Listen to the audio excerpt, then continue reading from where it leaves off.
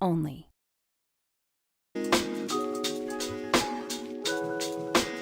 Have you seen the Slash? Made by users for users. Engineered for flavor. One of the coolest features around. A built-in loading tool. Learn more at www.stonesmiths.ca.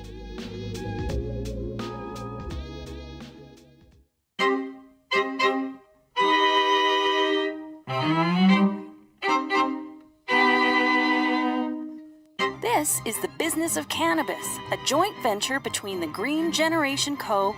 and the Cannabis 101 podcast.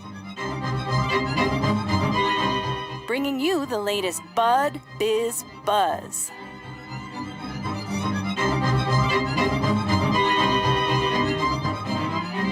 We dive back into the business of cannabis as I bring in my good friend Malka LaBelle from the Green Generation Co. Malka, thank you so much for joining us once again here in 2020. Hope you had a great, relaxing, while working holiday, as most of us probably did.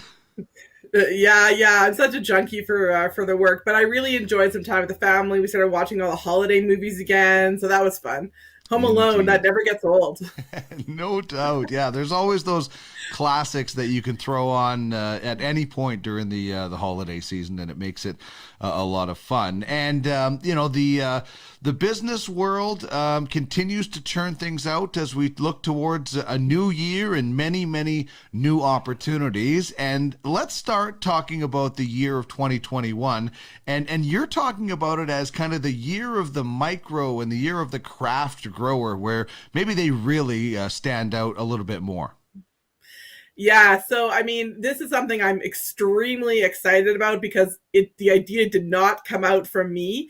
It's something I've been talking about a long time, really got to honing in on our craft and our micro cultivators and the way the cannabis is supposed to be grown. But this was an announcement made in the December trade day from Ontario Cannabis store, basically. So the OCS, so the Ontario Cannabis Store, put in their release of at the end of 2020 that they plan to unveil a craft cannabis designation for small batch and handcrafted cannabis.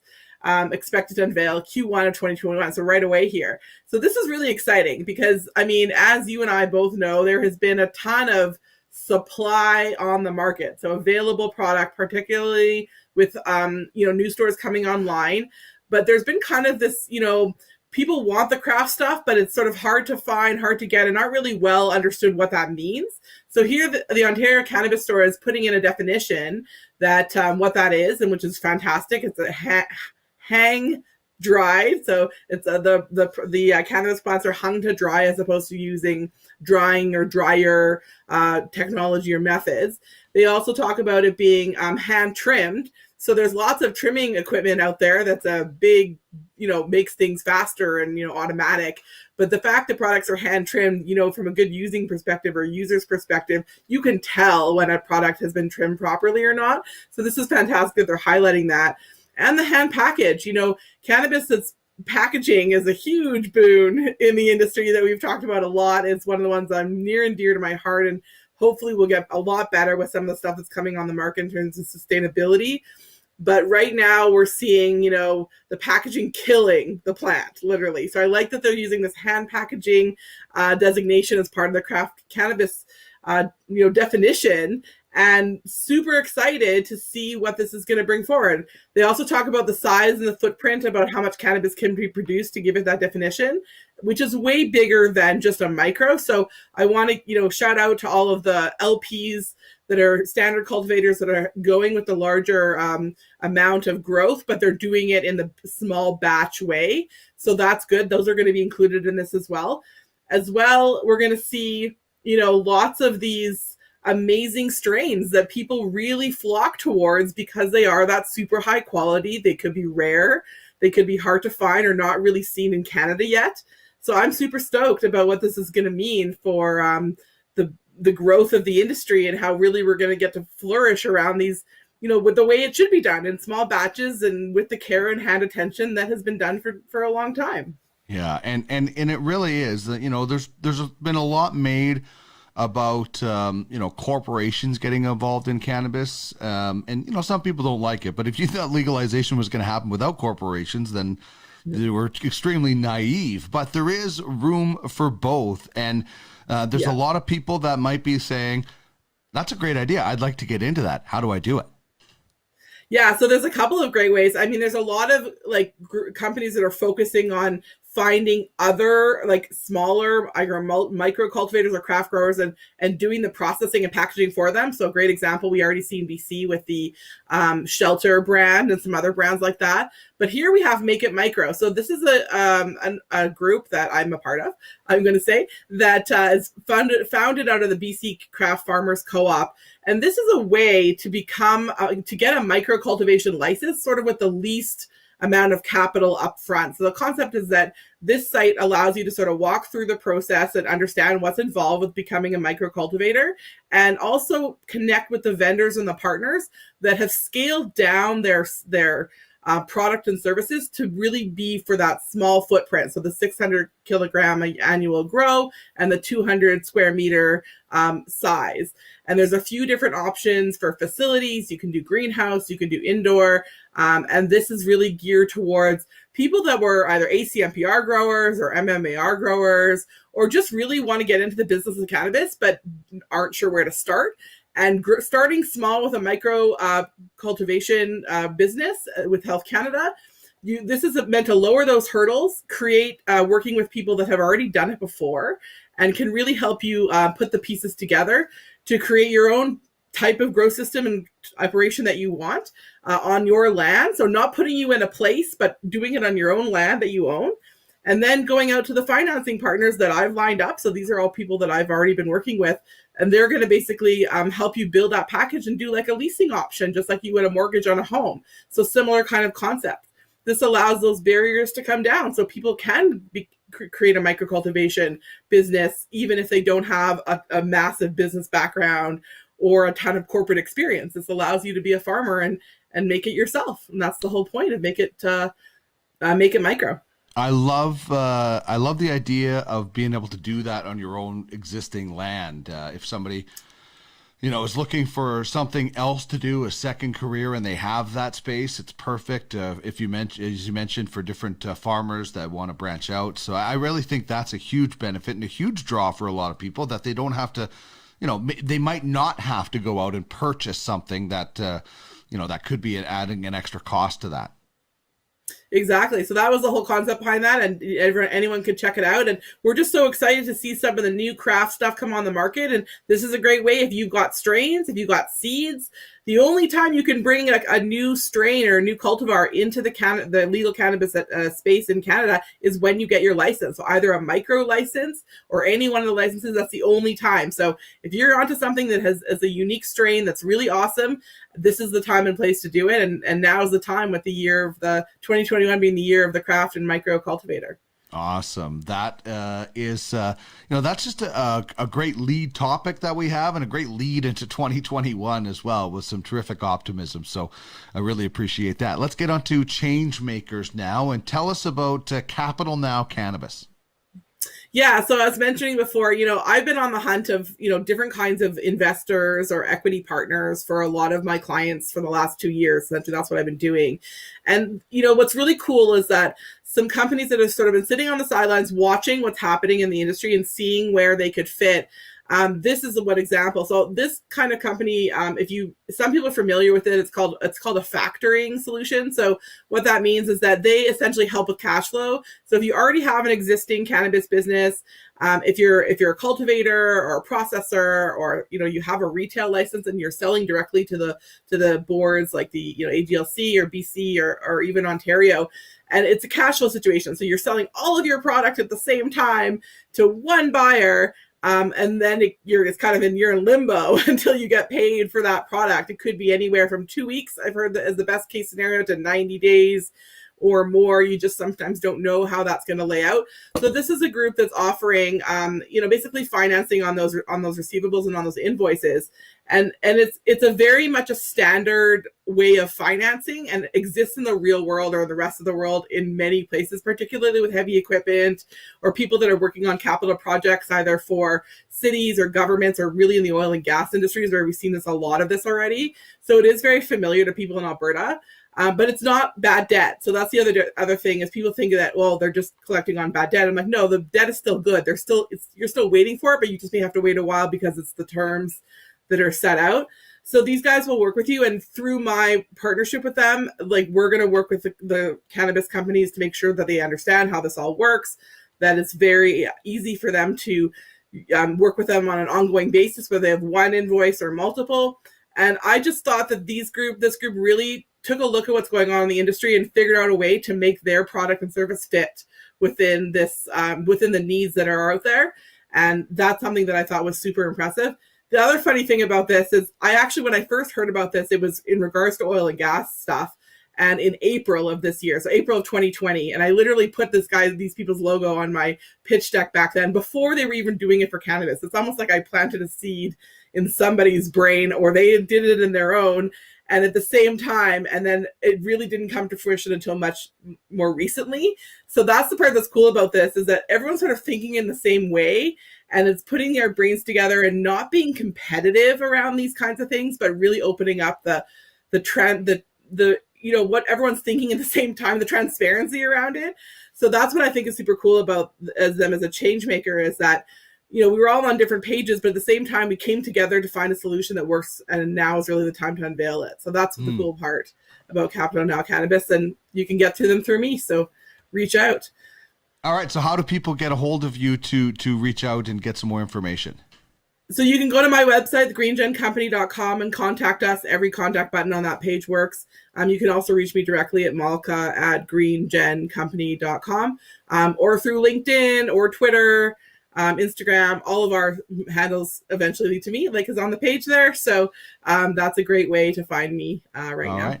And they can get more information about that. And so was this a company that was, as you mentioned, I think you mentioned maybe doing this with heavy equipment and then said, hey, let's get into the cannabis as well? Or is this kind of something that happened and somebody had the idea to do it for cannabis? Either way, it's great, because I just wonder about the path to it. Yeah, so I mean, the factoring space, like I said, has been around. Capital Now is a factoring company, particularly in the heavy equipment and oil and gas. And then they kind of spun off a sort of a separate fund and a separate division specifically for cannabis. So it's kind of an arm's length concept, but the people behind it are essentially the same. The cool part about it is they're not brokers. So this is, a lot of people are fearful of, talking to a bunch of brokers about their money problems. But in this situation, you're dealing directly with the people that own the funds. So and I'm essentially the middleman. Or my group. So that's why I brought in more people on my team that are experts in this, because I think this is a huge opportunity within the industry, and they'll look at all types of invoices. So for more information, reach out and we can definitely have a conversation around that and find the right fit. I just like that it's a company that is doing something already, and then look to say, we can get into this cannabis space. And that's the great thing about cannabis, is we talk a lot about LPs, we talk a lot about retailers.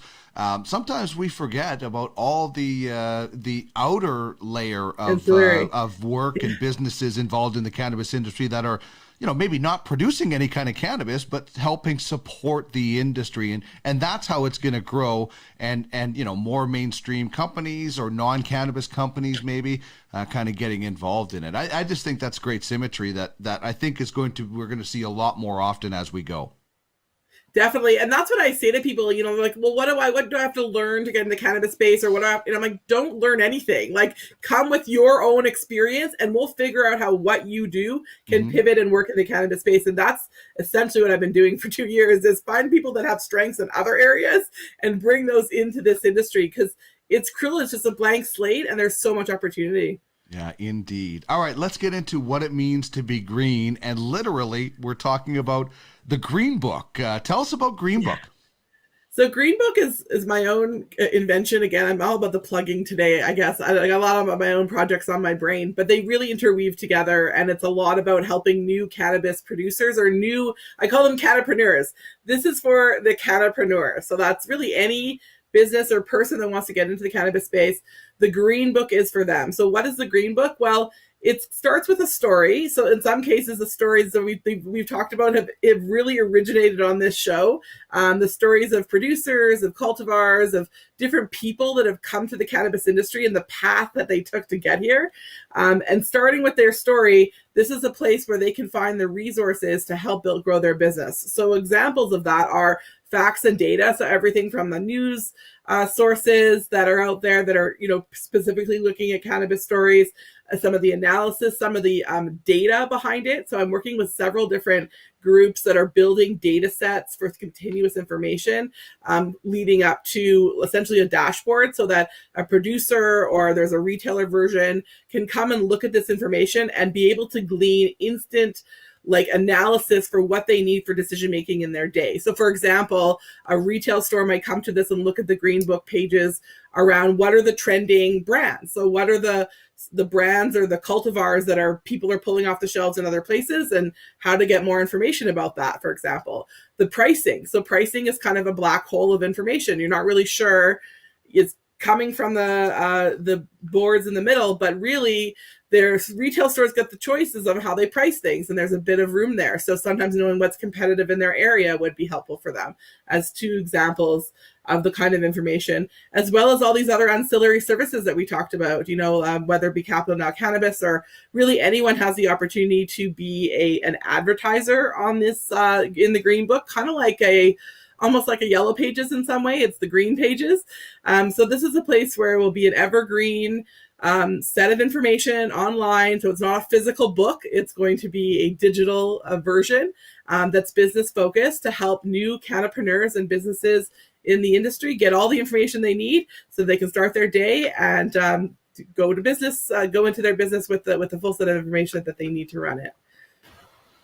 Interesting. I like the analogy to the Yellow Pages. I like it being the Green Pages and being able to find not only just like you did in the Yellow Pages, a phone number, but a whole lot more information as well.